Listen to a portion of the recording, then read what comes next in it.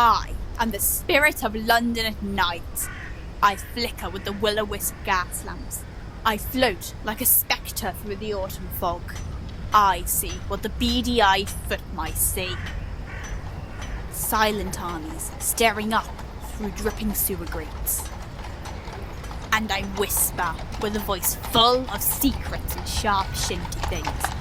Glinting silver, spilling red, winding through cobblestone's cracks. Sinewy arteries slithering out from a gnarled old heart, leading you down into Shoreditch and Whitechapel and Providence Row. Here is the city's oily belly, a foul-smelling swamp belching half-digested dreams. It is a magical place, a spooky place, my favourite place in the whole wide world. Here, the blackness is thick, and the shadows are twice as alive and tenfold more wicked than anything you can see by the sterile light of day. Here, there be thieves and whores and vagabonds. And of course, here, there be monsters. God in heaven! Take this beautiful brute, for example. A werewolf. And a young little one at that. Tonight, he will join the dreadful beasts who make up London's midnight menagerie. Kill it before it kills us!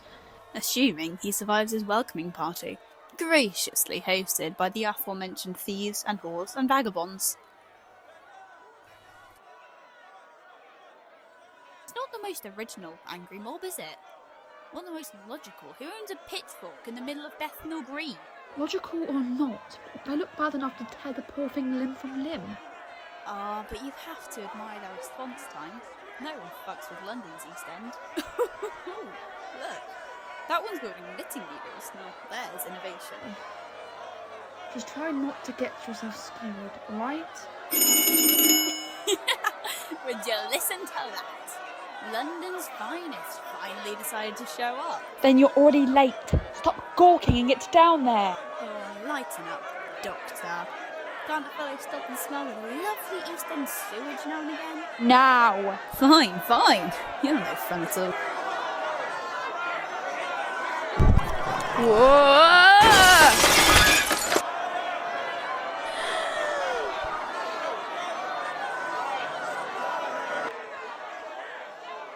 Step away from the Save beast, us. damn it! Kill them! My baby! He ate my baby! Right then, lad. I hope you're not planning on putting up a fight. Wait! I can explain everything. Let me guess. Lofty schemes, grand experiments, the best intentions gone awry. There's only one place for you mad scientist types. Oh no.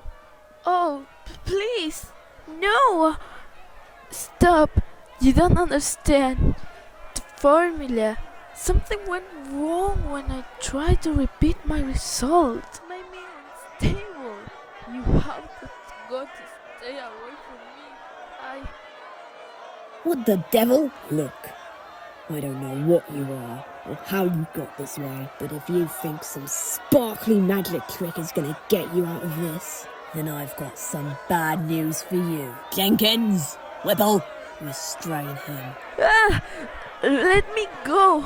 I need to go back to my lab, my experiments. If I don't feed them, they might...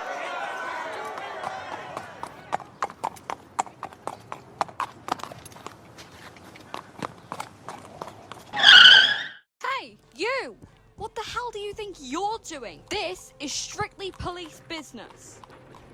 You can't just... That's strange. Suddenly the air smells like peppermint. Good evening, Constable Jenkins. It is so good to see you again. So good to...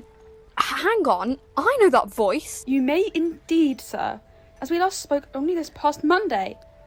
By the by, I trust your holiday in Brighton went smoothly? Yes. It was right charming, if you must know. Splendid. Now, Constable Whipple, how is your wife? Does she still volunteer at Trinity Hospital? Indeed she does, sir. So glad to hear it. Last year's charity banquet would have turned disastrous without her. And my dear Sergeant Brookenshire, did you decide to adopt that little terrier puppy you had your eyes on? As a matter of fact, Did you decide on a name? yup, little Ralphie. He's a handful, that one. Dreadful sorry about the shouting earlier, sir. We didn't know it was you. What on earth brings you to this neck of the woods? Yeah. Did you take a brown tour at Buckingham Palace? Or were you perhaps off to discover a cure for consumption? Well, I hate to disappoint you, gentlemen, but I'm afraid I've come on a rather dull bit of business. You see, I was hoping I might have a conversation with a certain young gentleman. This young gentleman, as it were. Watch yourself, sir. Don't come any closer. Why not? Haven't you heard? That thing's a ferocious lunatic. He doesn't look all that ferocious. Maybe not right now, but a few minutes ago he was breaking up the whole street. Yes, one of my associates informed me that a young werewolf was loose on the streets. I came to offer my assistance. Why, Doctor? Were you thinking of wrangling the beast single-handed? No, I would never dream to interfere with the work of the esteemed Metropolitan Police. I only thought to provide consultation where it was needed. You see, werewolves are supernatural creatures, and as such they require specialised considerations. Well, that may be. But our precinct hasn't got the time nor funding to give special treatment to any man. Or beast. Whatever it is. Yeah, and aren't werewolves all demonic or something? It's a monster. It's got to be locked up, or it's a menace to the general public. Perhaps in fairy stories. But in truth, the werewolf is a noble and intelligent creature who can live quite harmoniously with humans. And the halfpenny papers may enjoy resurrecting the one or two attacks from the last 50 years. The fact is that werewolves only attack humans when we threaten them first. Now, I don't mean to suggest that the good people of Bedford Green look threatening. Wow! But you can see how the hostility might be misinterpreted. You weave a pretty theory, I'll grant you that. And maybe if our wolfie friend were off frolicking with the butterflies in some meadow somewhere, he'd be just fine. But this is London, for Christ's sake. If he goes on a rampage every time he's spooked by some passing street urchin, we'll be rolling off half the East End in body bags by the year's end. These beasts could never be trusted out on the streets. Au contraire, many supernatural creatures have already found quite a peaceful home right here in the city. With proper care, a werewolf could be just the same. Take, for instance... Oh, where have you gone? Aha, there's the little devil. Take, for instance, the common church grim. Some villagers to insist on shooting the poor angels on sight, if you can believe it. I'm afraid they pay the price for our fear and superstition. Now, I know poltergeists can look a bit spooky, but once you get to know them... Aha! None of that, Zosie. Now, could you look this little one in the eye and tell him you'd like to look him up forever and ever? Well now, aren't you a proper little... Wait a minute! I cannot be bribed with puppies, Doctor. Not even puppies with little stick-out tongues. Don't test me, sir. Look, even if your werewolf spouted rings and a bloody halo, I wouldn't let him off the hook. This street didn't just tear itself apart. Someone's got to pay. Not to worry, my good man. I would never think to speak such bold criticism without offering a solution. And what solution would that be? Well, firstly, I would see to it that poor... Pardon me, what did you say your name was, my friend? Jasper, sir. Jasper Kaylock. Thank you. I would see to it that poor Jasper here does not catch his death right here in the alleyway. Secondly, I would call in my associates to take care of all wolf-related damages to this neighbourhood. This, I assure you, will not cost your precinct a single shilling. Should you detect so much as one rubbish bin out of place, you may report your grievances to my society at this address. Finally, I will take personal responsibility for this young man. With God as my witness, I guarantee that this werewolf shall be fully reintegrated into society by the end of this month. Ugh, I don't know. This isn't the usual way of things. I can't imagine the commissioner will be too happy. Won't he? But he can bring it up with me directly. We're having dinner this Wednesday. Looks like I'm over my head on this one. You're a bit scary sometimes, you know that? Am I? Well, what on earth do you mean? Well, let's just say you never fail to... Thief! Thief! Oh, hell. That's our cue. I'll leave it to you then, Doctor. Splendid. I am most indebted to you all. Don't thank us just yet. I'll be back for an inspection soon enough. I'd expect no less.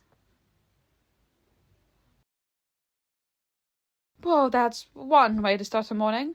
Now, would you care for a spot of tea? Yeah, I mean, no. It's really nice of you, sir.